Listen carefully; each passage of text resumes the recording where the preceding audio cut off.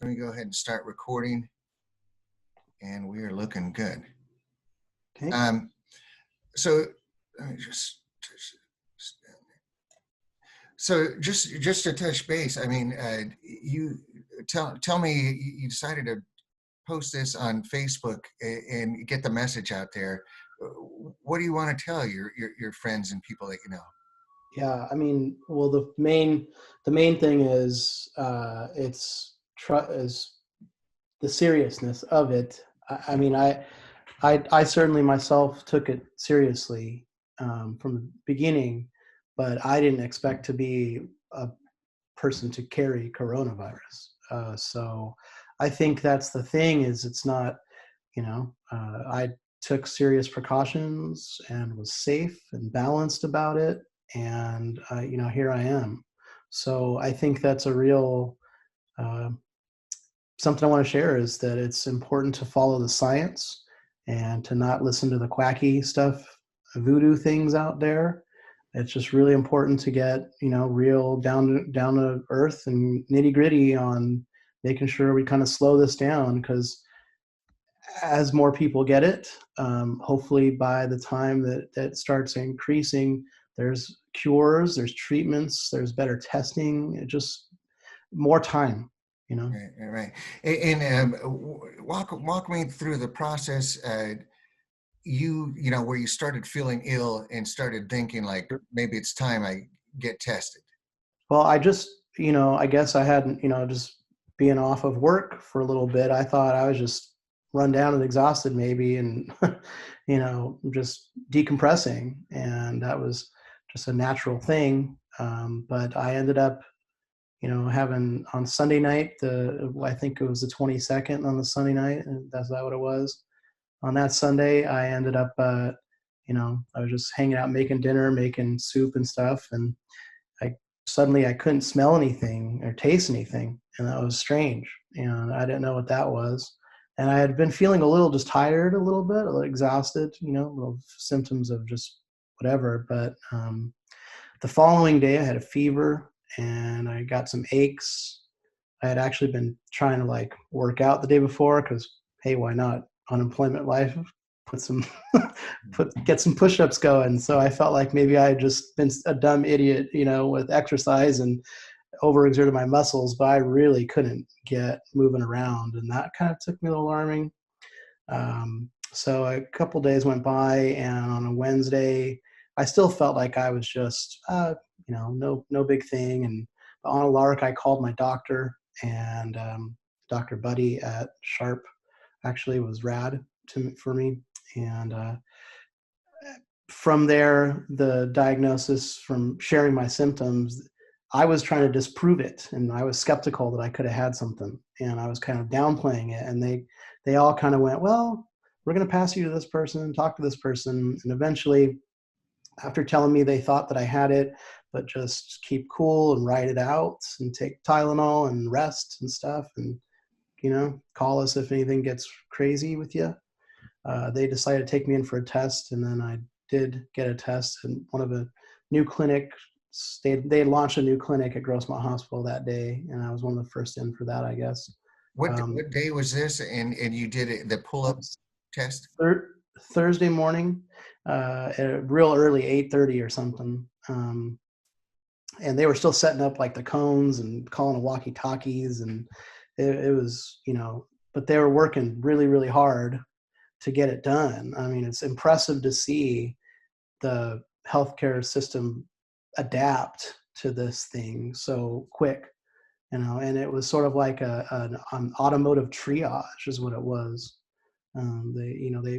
They pull us into each of our own parking spaces, and I had a mask on that they gave me and said, hey, sit here. And I just stared there looking at the doctor's parking sign and waited while they kind of ran around. And I guess I was one of the first to get that test right there in the car. They did a swab test for me. At Grossmont Hospital. Grossmont Hospital, yep. And fairly quick results. Like kind of shocking, actually. It was a day and a half, and the results to date, what they told me I was going to get results was in a week. So, hey, I probably still wouldn't even have those results if it, under the normal thing. I was told to treat it like to be in quarantine, so I would still be here. But I just wouldn't have had results, and I just would have been, anyway, it's surprising. I think that things are happening faster. And I heard there's even like a company trying to make a test. It's like a 14-minute test, like something they're moving on it, and that's why I think it's so important to do the thing that everyone is just saying you should do, just to self-isolate and stay in, because if we slow it down enough, the hospitals can actually get all this together and not be inundated too much. And then maybe there's a better way to pace this coming up, because I think it will come up. So Right. So you're on about day 8 of it right now, maybe day 9. Can you tell tough me year about what too. was the worst day for you as you rode this through? What was the worst day for you, and how bad would you compare it to anything else you've had? It's the way I've described it is like the whole symptoms thing is sort of like an iPod on shuffle, and it's not linear. Where like you get a flu or something, you got a scratchy throat, you get a minor little cough, you get a sore throat, whatever, and then you know what a flu is like because you've had one a billion times.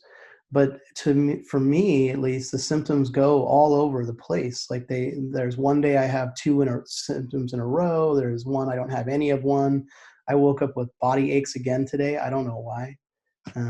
But I didn't really have a cough until a couple days ago, and that's the sort of that's the scary stuff that I'm keeping monitoring about. I was on the phone with one of my best friends the other night, and my voice just like sizzled out. It just went away, and then I was like, I can't talk. I couldn't talk. And I was like, I gotta go, and that's just. But it hasn't happened since, and I don't know, So it's just, you know, it's alarming. It should be alarming for people. I think. I don't know that it's going to be as life-threatening, hopefully, as people say. But yeah, it's alarming. So Um, can as you now thinking back through this, have you tried to think like, you know, how did I get this? How did I come across this? no, I don't know. I honestly don't know. I mean, I think you could get it anywhere. I live in Lemon Grove Spring Valley area, and I heard that there's been reports of cases coming out a lot recently in this area. So I don't know. Maybe I got it in my neighborhood or something. I think what I would, if there was one thing I could have changed, actually, because I was doing everything according to what most good people are trying to do, is social distance and responsible uh, practices. But for me, I really wish that I had just gone out with a mask all the time. And I think that's what I would recommend to people is, hey, if you're out you shouldn't be out, A, and then B, if you're out, then have a mask on or gloves, mask and gloves, but at least have a mask. If you got a pirate style bandana, whatever, just have something. Because if it's not something that you're trying to protect for yourself, also it's like for me, I was out there. I didn't know I had it, and I wish now I had a mask so I wouldn't have been out there potentially spreading it. Do you know what I mean? That's a regret. Yeah. The other thing, if you could elaborate some more, we'd done a study. There was a British researcher who had written a paper, and it got a lot of press in the New York Times and that about the loss of taste and smell. Can you elaborate on that? How significant was it, and when did it go away, or do you still have it? Hey, I'm starting to smell again, so that's cool. I started to taste again. I had an orange that tasted like a full-on orange, and I was pretty happy about that. But that was my first symptom. I think it is a little odd that people.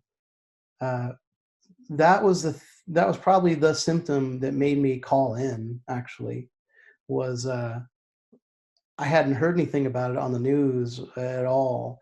But when I typed in, just I Googled, taste of sense and smell loss coronavirus, and see what the series of tubes brings up. And what it said was, here's they had just had articles coming out, and Time was one place, New York Times, like you said. They were all coming out with this research on the same day, and that was the day before that happened to me. So I knew that that was probably, maybe a signifier. And my doctor even told me that that was new to them. I mean, they had been hearing about it, but it was new to them. Oh, so anyway,